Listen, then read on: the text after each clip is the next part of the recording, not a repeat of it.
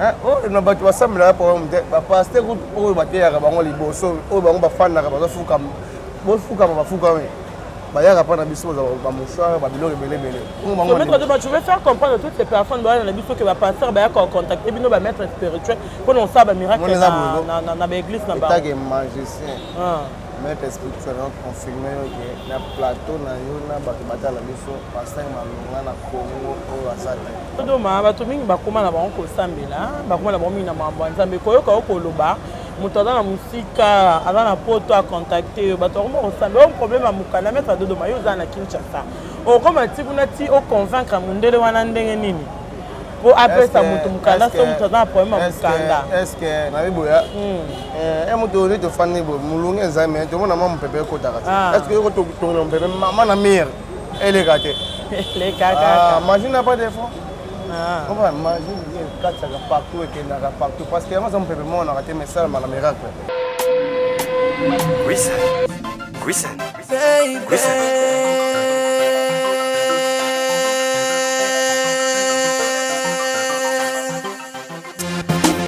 Abonnez-vous sur Africa System TV, la meilleure chaîne d'expression culturelle. Chaîne Yabana Mboka. Africa System TV, chaîne Ekangi Masolo. Abonnez-vous sur Africa System TV.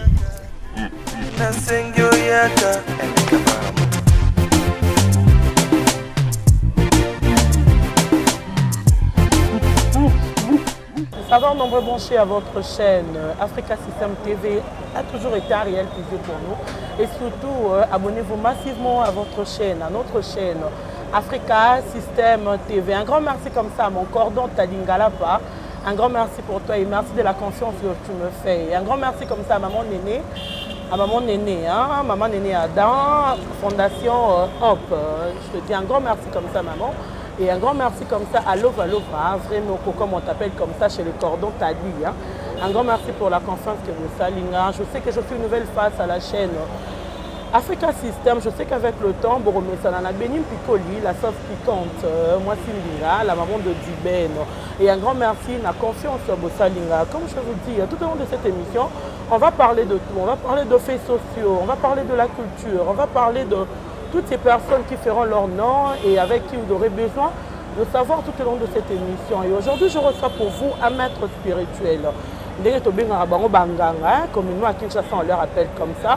C'est avec lui qu'on va essayer de parler tout au long de cette émission. Il s'agit là de Maître Ado Doma. Naïnde Toromera Rosola, le long de l'émission Oyo, il est invité dans la Maître Ado, Naroyamba déjà invité dans la Maître Ado, je te dis déjà bonjour. Ouais, bonjour. Bonne santé. Ouais, santé très bien, santé très bien. Aujourd'hui, je reçois pour vous Maître Ado Doma, c'est un maître spirituel. À Kinshasa, tu as magie, tu kisi. Naïnde Torosola Penza, Maître Ado Doma, c'est la première fois que tu as une bonne émission. Pourquoi tu as Maître Ado Doma à Zanani? Zanani réellement, pour que tu Kolando Baye Basoko Zanani. Le Maître Ado est un simple magicien. Simple magicien. Donc, quand il monte au bien, il y a un maître spirituel. Donc, Moutou Oyo a traité maladie et spiritualité. Ouais, donc, la maladie et spiritualité. Donc, spiritualité, peut être la maladie. Mais bon, par exemple, les gens n'ont pas besoin de déranger, parfois physiquement, c'est qu'il faut compter spirituellement. Oui, c'est un docteur, il y a une maladie. Docteur, il y a une maladie. Maître Dodo Ma, tu as directement émission. Tu as bien dit que la magie, magie est en forme, tu as la magie noire, magie blanche. Maître Dodo Ma, tu as évolué à côté entre magie noire et magie blanche. Bon, na sala kanyo so mi balé wana. Magie noire na magie blanche parce que nous sommes balé ça ka eloko moko. Et ça le rôle net mon araga par exemple kisi ya mai na mbuma. Kisi songo ya mo araga. Ya compliment na soni wana. Donc magie noire na magie blanche ça ka eloko moko. Ça ka mabo keseni mon premier meke et ça na kati par rapport. Magie noire et ça magie oyo ba asete na biso batikela biso bato mwindo sumondele na kotala ngona musika envie yango ayibaka mayele moko na kati wana a développer ngo akomisa ngo blanche ozona na kala ezalaki bakoko na biso bazaki na kala so bazuma banga mibale kisango ezopela moto sumondele jusqu'oyo moto wana apelisa ngo dans le vide bakoko na biso na kala bazalaki soki par exemple yo mwana na famille bakopesa eloko babengaka kodia voilà kodia wana eza nini kodia eza eloko moko efungisaka yo mbongo me emonaka eloko epesaka mbongo te bamo bato balibaka te azala mbongo kodia bacommerçant mingimingi bafere bayebi babiloko wana bakodia wana mingimingi mpe bakongo so mondele amoni kaka mais comment moto aza eloko moko epesaka ye mbongo amonaka yango te kodia so mondele azwi ka mayele wana adevelopaka akomisango portemonnaie magique ou bien portemonnaie du bonheur ozolanda donc badiférence wana mingimingi mais magie noire magie blanche ezalaka eloko moko ezalaka biso bato mwindo nde lokola toperdre kondima toperdre foi envers magie noire yango moni donc esimbaka mpena so te même yo est ce que yo ondimika ndenge ozalaka boye malare dérange wa biso te kende obuka matiti wana tokisango meloko kondima okende na pharmacie ok kisi wana pharmacie ya mbuma wana basala ngo perfect makasa wana ozo comprendre donc voilà un peu ça. Maître Dodoma, tu as maintenant le porte magique, hein? Porte-monnaie magique, tu as le Maître Dodoma, à outil wapi. Pour nous, ça a la place à outa, pas comme à Komasiko, à Komi Lelo. Maître Dodoma, outa wapi. Pour les lots, à Koma, à Komi Lelo. Nous avons vraiment Congo, Congo central, professeur, c'est là qui est Congo. Vraiment na Congo central précisément la ville ya Matadi c'est comme nous sommes dans la capitale na cadre de travail ndenge ezalaka mais na sawa na cadre ya misala nga aussi ba Congo donc maître donc uti mina place ba place ba court toujours ba Matadi ba boma ba benga ba bibaki te uta kuna ba court toujours yo uti mina ba côté kuna moni na Congo ni dans la Congo province na biso Congo central o ezalaki ba Congo c'est province moko eza na grâce ya spiritualité ozotala bato to basala komona monde ya spiritualité bautaka na professeur wana ozobaki mbango babengo oyo bamona te mi banani bautaka na professeur oza professeur moko eza sacré côté wana spiritualité po biso nde tozala le seul bato oyo bakongo topede kondima te envers spiritualité mpe envers bacetre donc yango wana epe ça. Maître Dodoma akomona obo eza jeune. Donc, aux âges jeunes garçons, je ne suis même pas sûr que tu as assez d'âge. Et c'est là quoi, attention, tu es un jeune garçon, tu as un avenir, tu s'est lancé dans la magie. Les parents, si on peut parler, parce que tu as une mère, tu as un père, tant que tu es lancé chez tes parents, par rapport à l'âge, tu es encore jeune, non jeune. Bon, et ça, on n'était pas jeune parce que. Et nous, comment on comprendre que biso ba jeune tu as pouvoir. Nous avons pouvoir moko oyo toza nango pour le moment biso ba jeune. Solana ko nyonso koma kaka jeunesse, nyonso koma kaka que ça ma jeunesse. Même au sala oyo na cadre ba kango ba tama pesa maman moko mbola ta ba pan ba nene ba puta ba roba maman moko. C'est ça le fuck vraiment début ouais. Ouais, donc les locaux m'appellent yo jeune l'équipe normal. Pour biso ba jeune dans pouvoir moko même pour on soldat qui n'a rien connaître que biso ba jeune dans pouvoir wana. Pour les moments biso ba jeune dans pouvoir donc pour na koye ko la musala mutuna na libanda koye ko sanga musala za de fait kokoba. De fait kokoba ça ki ba o ba benga ba ngunza. Watu moko wasala kama bokoko tazaka bambasu ba pese tozali na trop donc tina kola na ye ensemble. Ye mtu inisana makambo wana oyo information pesa nga ko traiter ba maladie physique ba mbasu ba pese ba nini siko tako kola tako contacter bato na comment peut ko pratiquer pour approfondir ya on a ndenge na yo na développer ngo un peu ça voilà. Ba parents non bantima qui ont déni mettre à nous. Tant ba moni que moi la biso to boti ya mobali ola se lancer là musona bazanga na poto ko matamunganga. Bazana poto ça la ta droit ba mona que moi la biso a mi pesi na kata manger. Tes parents ils ont pris ça comment? Ba ça qui ont déni. Bon début ezalaki nanu facilité. Ouais. Mais avec le temps, on va comprendre que parfois, ça me moto. Moto moto pendenge te fana asana dona ye. Ozona. Tango nzambe ayebike na sali maladie moko komombaso. C'est qu'il faut après ça peut moto connaissance oyo ko traiter mbaso. Eza pamba te. Tango nzambe ayebike eza ba couple mususu ba kona ko panzana.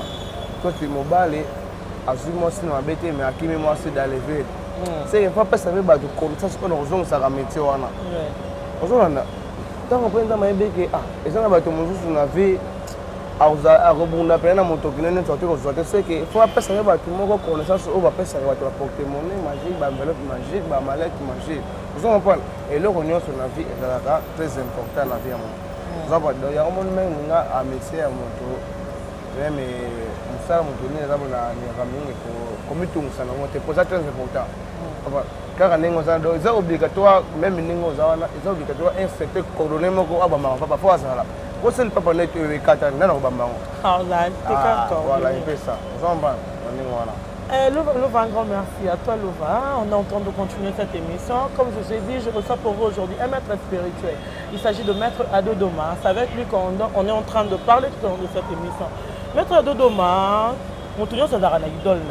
Tant qu'on s'est lancé, na makambo eza na mutu toki bien que lobi bien que kokobar mutu akochakio mais toyebi que toujours ba maître peut à manger en Kinshasa to bien ba idingwe mutu na ngenge ba mata papi na bote matadi ki bala je ne me trompe pas le nom là pour c'est pas mon monde tout donc on peut baza bato ba évoluer plus na kati ya makambo Ado Doma nanango a inspiré yo vraiment avant de te lancer na kati ya par Coco oyo alakisa ki onze la nani inspiré dingwe moto na ngenge na bato nyonso to maman soki naza na plateau awa ezalaka vraiment important te nasala bapébésité bakoma bato ozolanda deuxièmement ntango naza na capital de boye sur place à part bapele na nazwaka bato ya poto nde babengaka nga misala sur place batravail tout nazwaka badosie tout okona moto mosusu aza kokotela tambole donc nazota solution te seke bato basalaka makambo ya spiritualité mais na Kinshasa toyebi edingwe moto na ngenge ependa aza moto phare ya Kinshasa nayebi te so nazokota Lova edingwe moto na ngenge ependa moto toyebi na Kinshasa moto akisa makasi ya edi songo ça que Ado Doma yo boya edingwe après tout le nom qui s'est fait dans ces pays toyebi ya edi penda partout ezaka ya edi songo ba mso que yo koboya ya edi au monde na expliquer lo mo moni monde est évolué otikaka sous kozongesa monde kaka sena au monde est évolué technologie change et donc na personne exemple moko par exemple nano au monde ba edingwe moto na ngenge baza bato moko bafami biso tozala bana meke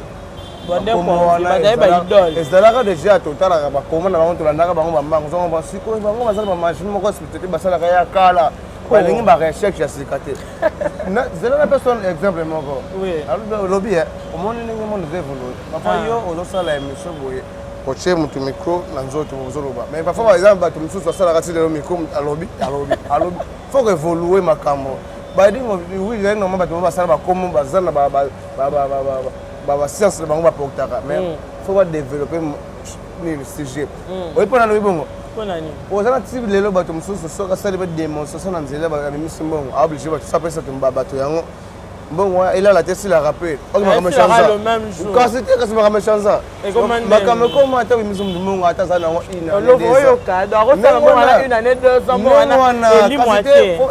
eza différent ok muntu wana yo oyebi kosala makambo wana nano ekala wana fosala na recherche kotala makambo ya sika eza ndenge wana donc maître Dodo molingo boya ya edi edingwe moto na ngenge yo boya edingwe moto wana so na yo ndenge nokutya polémique non eza polémique te parce que attends te dire c'est apparemment que ya edi aza bapalesi bacompagne ja ndenge na pesa inspiration wana donc ya edi eza magie ya kala bazala makambo na bango asalaka wana mais eza makambo basansi moko ya kala est-ce que risque ke eza bato mosusu ti lelo soki motu moko ake parce que oke mwasi na nga akimi nga abejo luka suki ya mwasi wana yibango ata yo moko toyaka na photo bongo mwasi bokabwana siko oyibaza suki ne ndenge bokabwana bamono na su te ekoma siko opesanga identité na ye kaka donc komoramba komoranga no poso na mpona na adresse bisika fanaka na kopopola yango oke siko bato batala biso donc baya edi bandonsa mambakala yaka na photo yaka na suki yo ya pour ça ça quand on fait ça comme ça Jojo Lubenga depuis Canada je te salue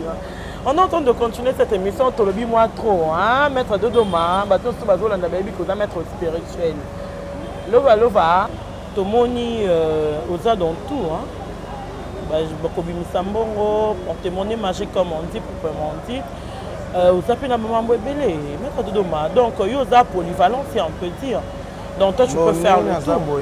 La salaka nyonso oyo et salaka et salamaka nenga sexualité. Au retour d'affection, d'amour. Moi c'est nengi ozawana oza la musique na photo oza la partout le monde. Quand bolingo ne koti matata contacter nga na kosala mobile. Quand bolingo non moi c'est koti matata na kosala. Parce que oza olinga oza document mokanda kosala. O nyonso oyo salaka nenga spectateur ça. Maître Dodo ma bato mingi bakoma na bango kosambela, bakoma na bango mingi na mambo nzambe koyoka okoloba, moto aza na musika, aza na poto a contacter, bato komo kosambela, o problème amukana Maître Dodo ma yo za na Kinshasa.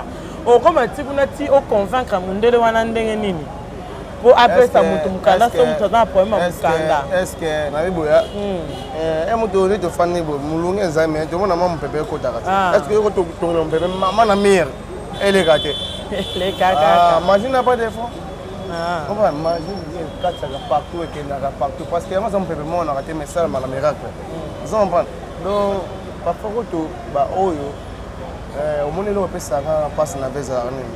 Biso ba tout monde to yoka ka soni comme ce témoignage makamba spécialité. Mais tout le monde on ba église et moi c'est moi bo répéter la quartier depuis que tu jeune on est pour y na comprendre c'est comme comme na fonga mais sans fois mais yoka ne to ça na so ba mnicho. On m'a mis après sur vidéo téléphone. OK des gars qui nda wa yibinga téléphone après au benginga na ça quelque chose téléphone na we monane. Tant nda wa benga ba tout na e moni nene. Yoka so ngolo ba kana uti ba mettre ado. Ça déjà impression ma bien en famille mais ya on est bon makabiso. Oh na batu basambela pour ba pasteur ko ba te ya ba ngoli boso o ba ngba fana ka ba fuka bo fuka ba fuka we. Bah ya rapana biso ba mouchoir ba biloko belebele. Maître Dodo, tu veux faire comprendre à toutes les personnes dans la biso que va pasteur ba contacter bino ba maître spirituel pour on ça ba miracle na l'église na ba. Ta que magicien. Maître spirituel confirmé que na plateau na yo na ba batala biso pasteur malunga na Congo o azata. Maître Dodo, maybe que bato bazola na mambo to ba pasteur malunga na Kinshasa na Congo azate. Na yebi ba mazoloba. Oui. Naïma Manzoloba. Tous ce sont des vrais magiciens. Ozolanda. Au monde yaba maman mususu na mena on va expliquer yawa. Tu Maître Dodo ndenge lobi déjà c'est une explication pour jamais ba débélé église dans na Kinshasa ou na Congo pour leur dire clairement qu'on a 4 RDC ou ba pasteur malamba bon tout ba contacter ba mettre magicien. Donc tu dois te justifier par rapport à dire yo lobi. Oui, n'est comme ça.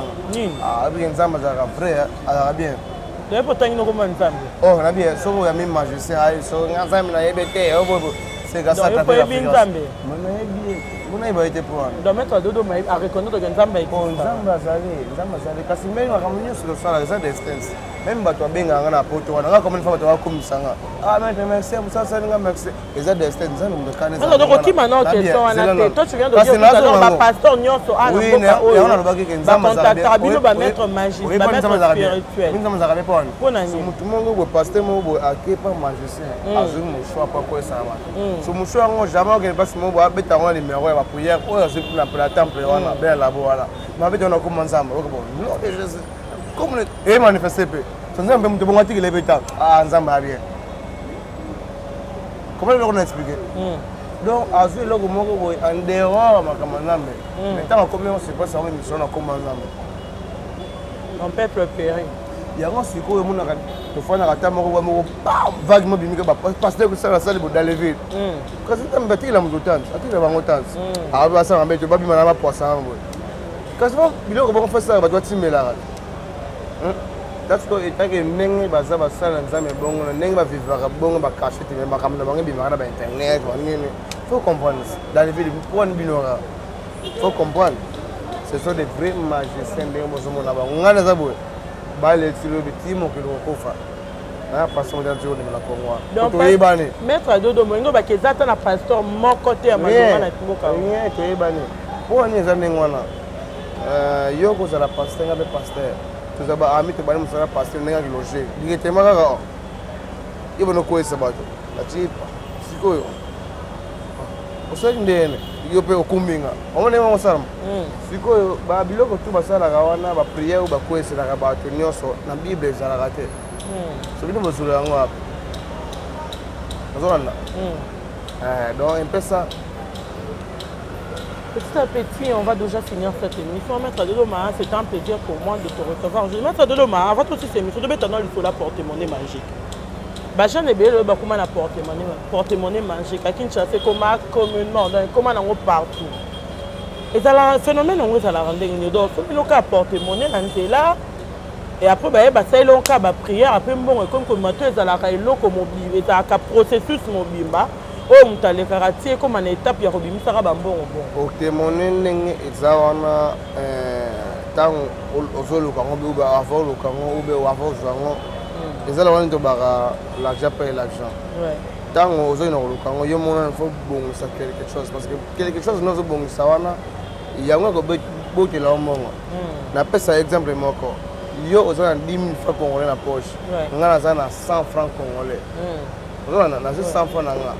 Na tinda on a poche na yo par spécialité et ko sangana 10 000 wana et comment combien na 10 000 francs 10 000 pas combien 10 100 francs 10 100 francs so nenga 100 francs na comme pas na bongo ouais na ça sur des morceaux ko da bende 100 francs na ngezo ka pa na ngame zo ngi 5 000 zo bende na 5 000 c'est tu on a 5 000 ouais porte-monnaie comment nenga porte-monnaie tu ba ça ba rien ba monga porte-monnaie wana et comment ko utaka na banque ka ba vini na biso awa OK yango mona ka mo da levi banque wana mi kone ko ye kangame zoje ozomban yango la porte-monnaie bongo za ka sans condition mais qu'il a été pour mongo wana oyo wana zo sala ba rien il a mbongo uta na ba oui uta na ngote o monde invisible monde non et uta banque wana parce que par exemple vous avez pour ça porte-monnaie mi shop par exemple chaque jour $100 tant que moko ozana na $100 no moko eza labo $100 na batinda na spiritualité ke ko sangala mamongo za ta banque par là yobena so mamongo banque wana 100 ombongo to ya banque za original ka ya yo ka eza na vérité